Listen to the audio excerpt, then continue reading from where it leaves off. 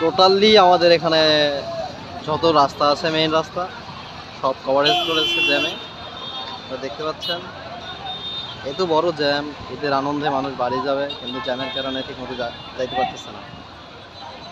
এটা হচ্ছে মেইন সড়ক, মেইন সড়কে দেখা যাচ্ছে সম্পূর্ণটাই জ্যাম, প্রায় কয়েক ঘন্টা ধরে জ্যামে মানুষ আটকে গেছে।